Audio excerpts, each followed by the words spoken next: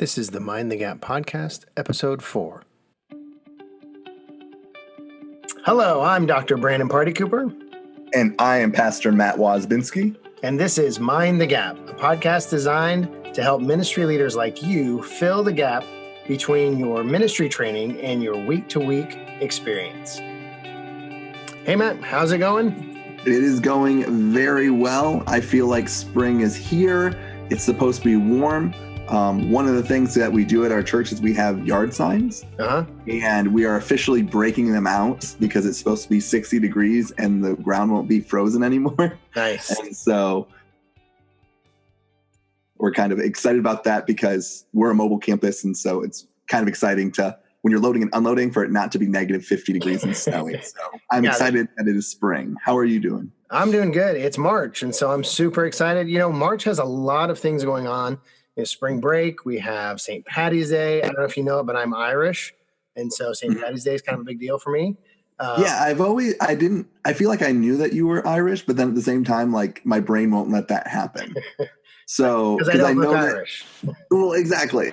And so, like, I know that you like St. Patty's Day. I know, like, you enjoy going to Chicago and watching the whole Green River thing. Yes. But that's kind of a secret fun part of you, but yeah. And so March is fun. Basketball right around the corner with March Madness. Yep. Like, the one time I pay attention to college basketball is when the tournament starts. So, but it's fun. It's exciting. Weather's changing. St. Patrick's Day. St. Patrick's Day is actually the first time that I talked to my wife was on St. Patrick's Day. So yeah. Wow. That's so that's a fun little Wozbinski trivia fact for you. Well, that makes it an easy date to remember then. Yes. I'll always remember because I was wearing a suit that had like a green shirt and like green tie and green socks and all that sort of stuff. And that's the day that I decided to start talking to my future wife. So, man, that's crazy. Mm-hmm. Very cool. Well, welcome to March, welcome to spring, and welcome to this episode. Today, we're continuing our conversation about how to say no to your lead pastor. Our last episode, we talked about how to say no to your lead pastor if your lead pastor is asking something that's reasonable, giving you a reasonable ask, what to do in that situation. And so I would say, if you're a listener and you have not yet listened to that episode, I would pause here, go listen to the previous episode, How to Say No to Your Lead Pastor, Part 1, because that lays a lot of the groundwork that we're even going to use in this episode. So stop now, go listen to part 1, and then come back and pick it up here. For you, Matt, what was one of your biggest takeaways from our previous episode? One of the biggest things that I really enjoyed about what we talked about last time was the ability to say no in general, that there are certain circumstances where it is okay to say no, and it doesn't have to be end of the world situations. Right. I think that today we're going to talk about a little bit more dramatic situations, if you will. But last week was really refreshing because I think that we talked about setting up good boundaries and showing what good time management looks like and what you're actually required to do as a staff member, because I think there's just so much gray area that comes with that, especially in ministry, more than just a regular secular job. And so I think for especially young pastors, the ability for them just to even hear that it's okay to say no in certain situations, I think was really refreshing to be able to get out there. Right. And so in this episode, we're going to discuss how to say no to your lead pastor when you've been asked something that is unreasonable. And what we've decided to do is we've decided to create a system just so it's clear what we're talking about, and even for you, as you're talking to your lead pastor, to kind of think through what situation is this, and we used the lighting system. And so, Matt, explain to us what the green light part of the system is. Okay, so like Brandon said, we have green light, yellow light, red light. And so green light means that you are going to go ahead and do whatever your pastor asks you to do, even if it's an unreasonable ask, even if it's something that maybe you don't think is a good idea or a great idea. These things would fall under the category of, it's still okay for you to do, and you're probably still going to have to do it. You can give alternative suggestions. but posture yourself to say yes as soon as possible. So you want to be able to execute the task, make it happen, even if you think, okay, this is going to crash and burn. You want to take that opportunity to be a servant and say, okay, this is something I can do, even if it might not be the best idea or the best situation. Right. So that's the green light. Now, the yellow light is you need to be ready to say yes, but clearly explain what your reservations are with the request your lead pastor is coming to you with. But be ready to use some strong language without strong emotion, because you don't want to seem being insubordinate. You want to be on the side of your pastor. You want to say yes, but you also have strong reservations, and there is a good possibility you may have to maybe refuse, maybe not. But the yellow light is you're in cautionary territory, and you just need to be careful how you approach it. Your lead pastor may still want to move forward even after alternatives are given.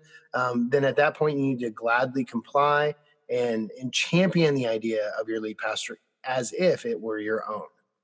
And then the last one, kind of the big one, is a red light. So if something is a red light ask or a red light idea, this is going to be a no most of the time. So 95% of the time, this is something that you just do not want to do. But there's also a proper way to do that. Cussing out your lead and saying there's no way I'm ever going to do that is not the right way to do that. Not going to go well. Yes. So you want to navigate it with tact, with patience, and with a cool head. So you have to understand that this is potentially going to be a fight. And I think sometimes even when we say fight, it's automatically this negative thing, but it's going to be a disagreement that there's going to be almost like a storm that's brewing up. So you want to be very deliberate. You want to be slow, and you want to know what you're getting into when you're saying that no, and it shouldn't be something that you just instinctively say, there's no way that I'm doing that. At the end of the day, you're still probably going to say that you're not doing it, but we want to help you to kind of walk through that process. Right. Okay, so now that we're all on the same page, let's look at the first situation. And the first situation is being asked something outside of your job description. Now, for all of us in ministry, we're there. All of us have been there at least one time or another, and we will probably be there again. I had a friend of mine who shared a story with me when he was young in ministry, first starting out.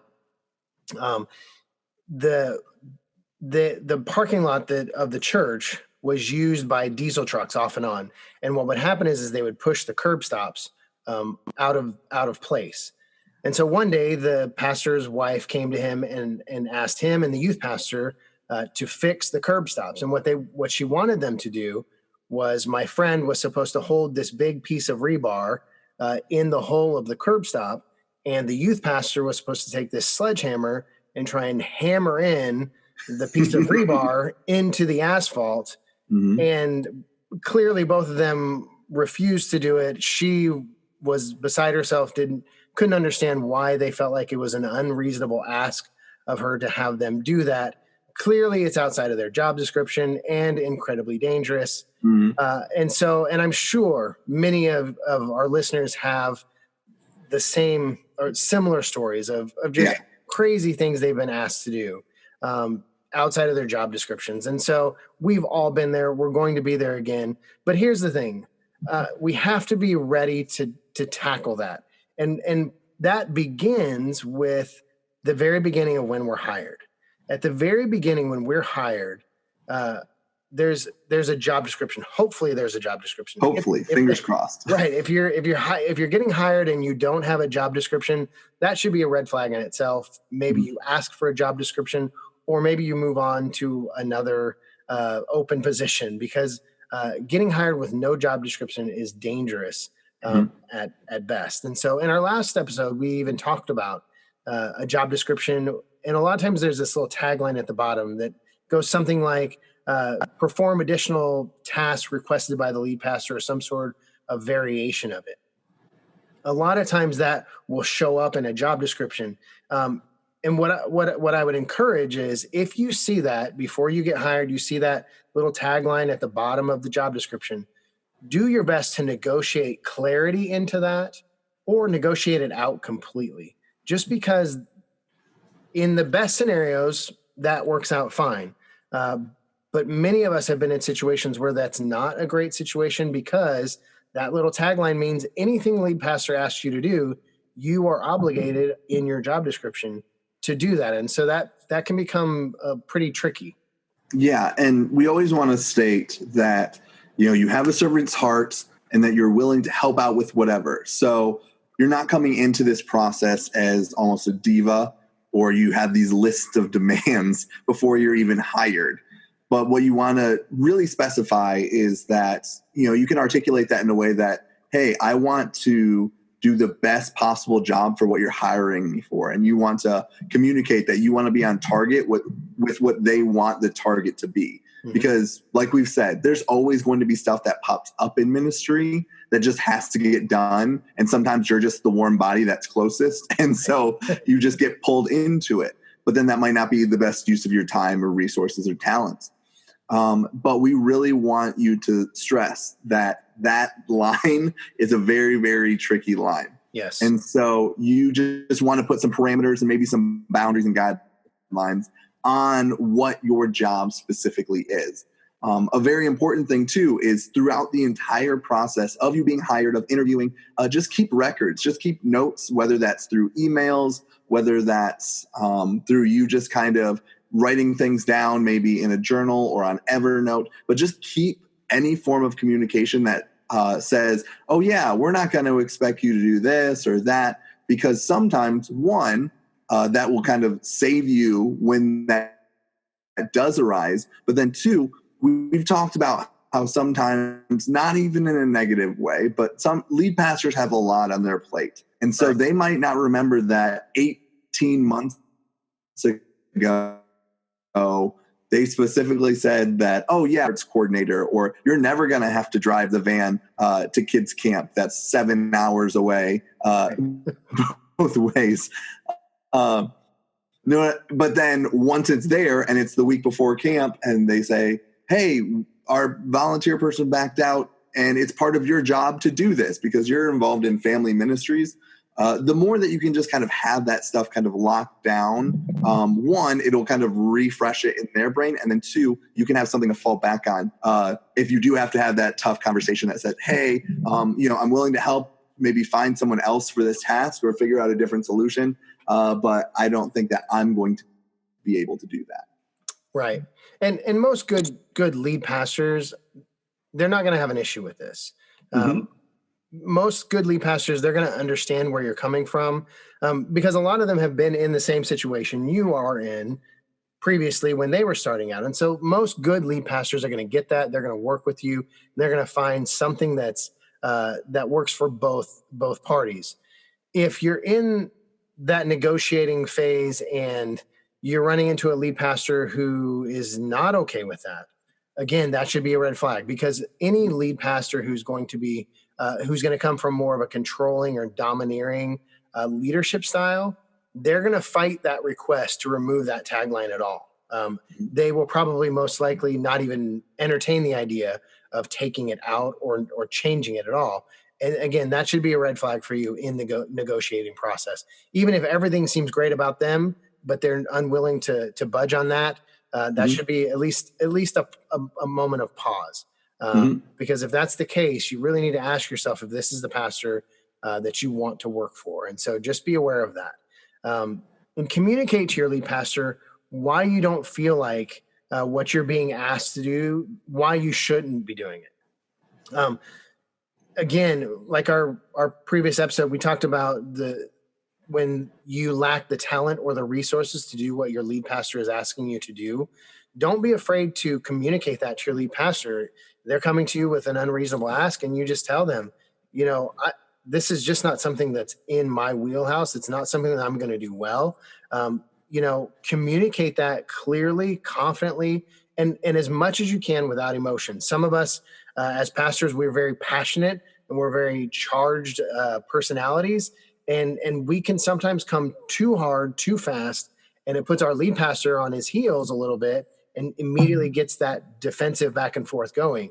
The more you can approach those conversations with a clear head, a calm voice, and even your posture, if you're sitting back instead of leaning forward, little things like that can really make a huge difference in how that conversation goes. Because you don't want to come across as resistant just for the sake of being resistant. You don't want anything like that. You just want to explain why it isn't the best optimization of your time, your talent, or your resources. But in the end, again, this is a green light situation. So in the end, be willing to accept the assignment and say yes. Yeah. Another really kind of good green light kind of situation is just make sure that you're clarifying that you're going to be doing something for a season. I think that sometimes we accept positions or we accept responsibilities that are just open-ended. A very popular one is being a janitor, or maybe even filling in for a ministry role. Maybe there's a time of transition. Hey, our young adults pastor just stepped out. Could you step in and lead the group? And then eventually it just kind of becomes part of your job. So a very important thing is to place an end date on the assignment. If it's a continuous thing, if it's not a one-time event, if it's not a one-time thing, if it's a continual ministry, if it's a continual task, make sure that there's an end time to it, or even just a time that you can reference back to it. Right. For example, in the position that I'm currently in, we had launched a brand new student ministry and we're a mobile campus. And so myself and our campus pastor are rotating who has to come back to help with teardown in the evenings.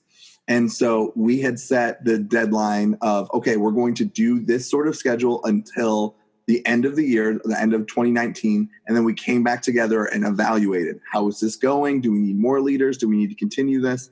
And what that does is that will free you up to have those conversations. So when you're 6 months down the line and you're still doing the janitor thing and there are no forward progress in finding someone to find that position, then you can feel comfortable because at the beginning you stressed, hey, I'm going to come back to you in 6 months, or, oh yeah, this will only be happening for the next month or two. And it kind of sets the table for that future conversation. Another thing is you really want to clarify the expectations of the assignment so that you and your lead pastor are on the same page. He might say, hey, can you be the janitor? I'm just going to use the janitor thing, but can you be our janitor because our old one stepped away? And you say, yeah, sure. And you think that means, okay, I have to vacuum the sanctuary once a month. And they're thinking you have to scrub toilets and you have to do this. And so you think you're knocking it out of the park. And they are like, this person is not doing what I asked. So you always want to over communicate what the expectations are, and then what that might also cause the expectations on other parts of your ministry to kind of pull back a little bit, so then you can accommodate that. And then the other thing is you want to manage your lead pastor's expectations of the results in your primary areas. So like I just said, you only have 100%. So if you are a youth minister, if you are a connections pastor, whatever your job might be, and then all of a sudden there's some slack that needs to be picked up in a different area or in a different position, you need to let them know, okay, that means I can't just come up with 120%. That's a bad sports analogy. That doesn't mathematically make sense. You cannot give 110%. So if you're going to even be giving 10% to a different thing, even for a season, your lead pastor has to understand, okay, this might mean less going out with students or a little bit less time to do this or do that. And they have to be okay with that before you agree to kind of accept that green light assignment.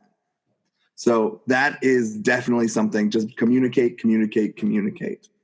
One thing, especially as youth pastors, because there's such a high turnover rate, a big green light thing is carrying on a ministry or practice after a transition. You're coming in, you're the new guy, the old guy was wonderful, and he had so many really cool ideas, but those aren't your ideas. Those might not be your passions, but they either have traction, they have a history. And so this is a green light example because there's some things that you might not want to do, or you might know are maybe not effective ideas, but you have to continue them on. The general rule of thumb that we've kind of discussed, Brandon, is to expect to have things carry on for about a year. Right. I think that it's always good to kind of have one trip around the sun, to do the Christmas party once, to do that one outreach once, to kind of just see, because you might have a skewed example of it, but it might actually work really well, or it might go as terribly as you thought, but you at least want to give it an attempt.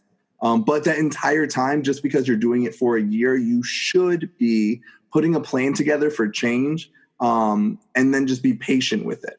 So don't wait a year to start thinking of new ideas, but be thinking about what has God laid on your heart? What's the vision that you have for this group? So then you can be thinking about how you can critique and change things already. Another thing is you want to really clarify the expected results and keep data to show whether something is successful or not. Once again, your lead pastor is busy, has a million things to think about.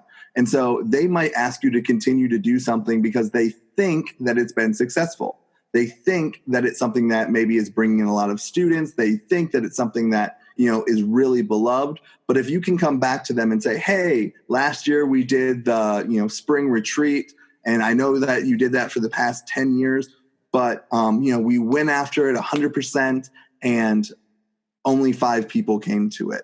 I think that it'd be really great if maybe we moved it to the fall where people are a little bit more flexible and we can use the momentum of going back to school. But that's not a good conversation if you don't have data to back it up, because sometimes they just have like what it was like 5 years ago or 10 years ago still stuck in their brain.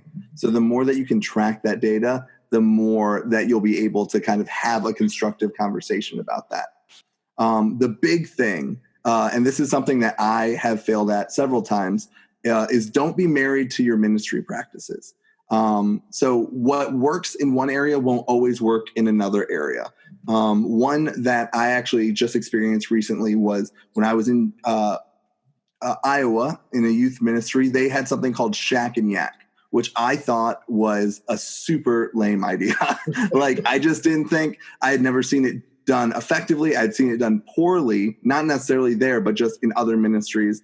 And so people kept bringing it up, and I thought that it just really wasn't a good idea because I'd seen it done poorly in other areas. But it was something that really probably could have gained me some really good collateral and some really good traction, even if I had done it consistently and done it well for a season and then maybe morphed it into something that was a little bit more of my style. So the more that you can kind of say yes to these things, even if it's not your thing, be teachable, be flexible, and maybe give it a try. And like I said earlier, maybe you have a negative perspective of it, but then you try it and realize, oh, in this community, in this setting, this does work, even if it didn't work before. And so don't be married to the things that say, okay, well, I did this at my last group and it was amazing, so we have to do it here. Use those experiences, but then at the same time, don't be tied down to them, and be flexible and teachable. Just because the old guy did it doesn't mean that's necessarily a bad idea. Right. And you can always tweak it and make it your own. Right. Yeah, that's good. So those are our green light situations. So if it's outside your job description, still a green light, or if you're carrying on a ministry practice when you're a part of a transition, green light. Now we're going to get into the yellow light. This is a yellow light situation, and that's if you're being asked to do something that you believe is culturally irrelevant. So a culturally irrelevant ministry practice. All of us have been there, I'm sure, at different points, especially if we work for older pastors, or maybe some of us are getting to the age where we're kind of in that. I know that for me, I'm starting to get there in my ministry. I know that's the one thing that really has been throwing me off is like, I'll say something like, well, I'm kind of new. And Ashley's like, you're 30, like you've been doing this for 10 years. Like you can't group yourself in with the, oh, I'm the 21-year-old, nope. Wet behind the ears. No, not anymore. Sadly. Yeah. Wait till you're my age. Yeah. Oh boy. But again, like, once you've been in ministry long enough, you've seen enough things work that, you don't always think about the cultural relevance of them. And so for me, I'm kind of in the middle. I have a good number of pastors who are older than me, good number of pastors that are younger than me. I'm just in a little bit in the middle here. And I've had a lot of pastors who believe in, the one that I keep running into now is pastors who want to continue to do the home visit with the newcomer. Newcomer comes on Sunday morning, fills out the card or however they, put their information in, and the lead pastors are wanting to set up this home visit. And I know in some areas of the country, in some places that still works.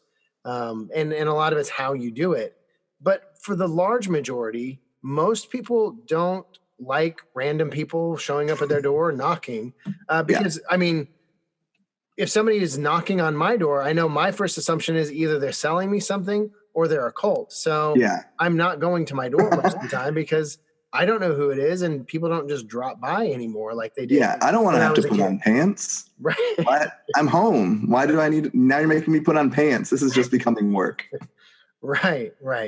But this also creates a little bit more of a delicate situation that you have to navigate because your lead pastor's coming to you with an idea or something that he or she's wanting done.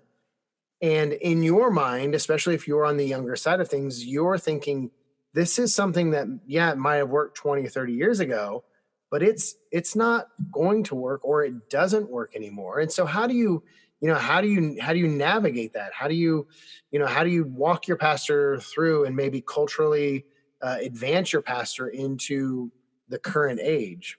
Yeah, because that's the thing is we don't want to, when we're saying no, as much as possible, we don't want to be combative.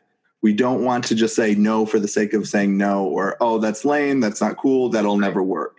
We want there to be a tangible reason that we can explain why it won't work or why the goal that they